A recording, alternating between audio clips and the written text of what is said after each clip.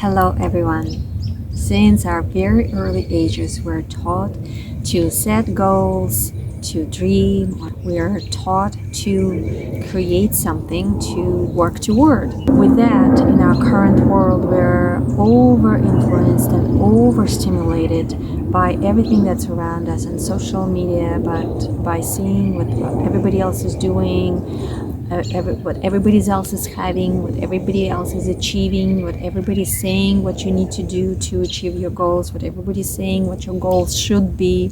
So there's a lot of overstimulation and over influence, and it brings us to this goal setting and vision setting and dreaming that is externally driven, it externally influenced.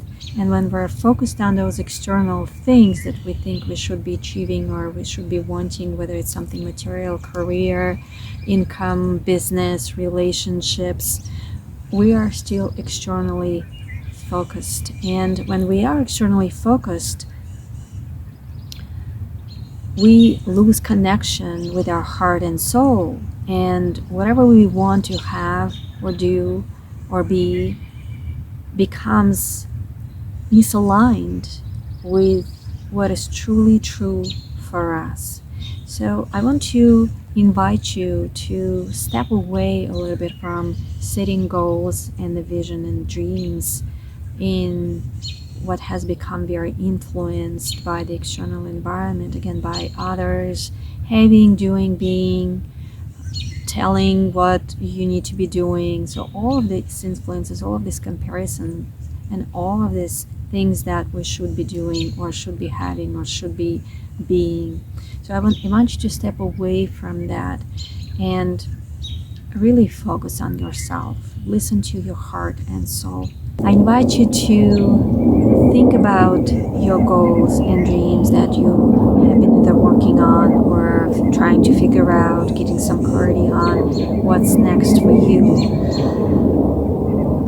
Something that you really wanted to happen, whether it's something tangible or even just getting clarity or improving relationships. And think about it and then ask yourself, what if it was my calling instead of a goal that I want to achieve? What if it was your calling to get clarity on your next step, on your next chapter in your journey? What if it was your calling to achieve a certain level in your business? What if it was your calling to achieve that level inside the organization, to be promoted or to be doing the work that feels right to you? What if it was your calling to have harmonious relationships? What if it was your calling to become confident, to show up with confidence, to be respected, to be seen differently, to be valued? What if it was your calling instead of that, something desired, something that I want to have, something that I want to change? So think of it, feel into it as, what if it was your calling? And then compare these two statements, write them down, and notice how different they feel for you. Write down this sentence: my goal is, and what your goal was or your desired change was. Doesn't mean what it is. It could be for a short period of time or immediate, it could be for some time in the future, but something that you have been preoccupied with or have been focusing on. My goal is, and describe it. And then write down this sentence: my calling is, and then describe the things that you really want to bring into your life. My calling is to step into that version of me that is, and describe, or that has, and describe. And now fill in these two different sentences and feel the difference in when you say my calling is. Feel the different motivation, inspiration, and more peace that you don't have to push and force. You don't have to really force yourself to get to that goal. When you know it is your calling, the next step is to trust that you can absolutely step into that calling. If it is your calling, it's a given. And all you need to do is allow yourself to step into that calling and open yourself to become that person. So it's becoming less of getting something, and it's becoming more of being and elevating to that person, becoming that person that you're meant to be, that you're called to be at this stage in your life, that has, does, or is being what you want to be, do, and have.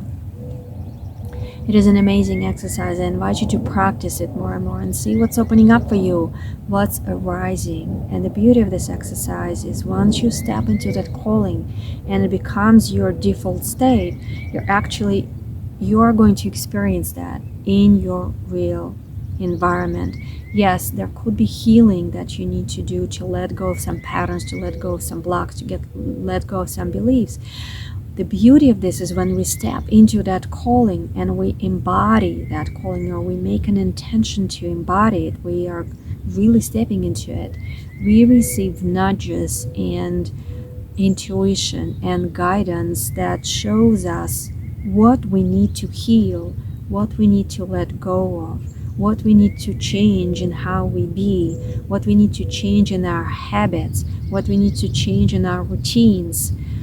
Everything just becomes clear. So it stops being, I have to change my habits, so I have to eat less ice cream, or I have to exercise more. So it's becoming less of trying and forcing yourself to do those things, and it becomes a part of your calling. Your body just says, no, I don't really need ice cream right now. No, I don't want it.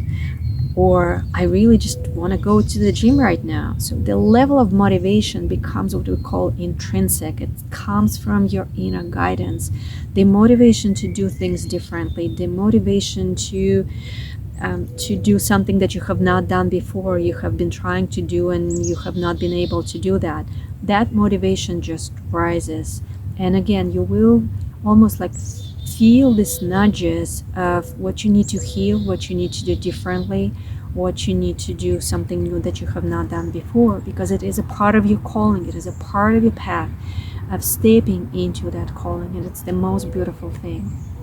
Yes, it is possible that you may need help, you may need guidance, and that's okay. Again, you will feel that as part of your calling. A book is going to fall off the shelf, or a program is going to come across, or something that you hear from us, from me, you'll say, wow, this really speaks to me, and this is what I want to learn, and this is what I want to experience.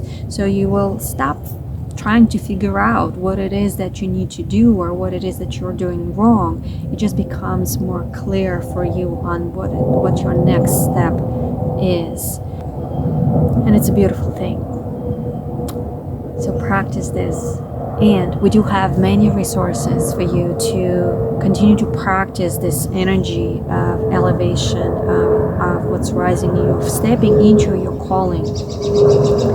By clearing various interferences, by clearing and dissolving what has not been resolved in you from your past experiences, from past patterns, from past self-doubts. So all of that can be cleared and released, so you're truly connected with your calling, what's rising in you as your calling. So write it down. My calling is, feel it, breathe it in, allow it to rise from the bottom up. And if you're in nature, it is the perfect spot to feel that energy. We have another video on how to leverage the power of nature to work on something, to bring something in you, to embody something in you that you want to really practice and improve. So when you are in nature, follow those steps, and then you will be able to really hear your calling, what's calling you. Thank you very much for tuning in, and I'll see you soon.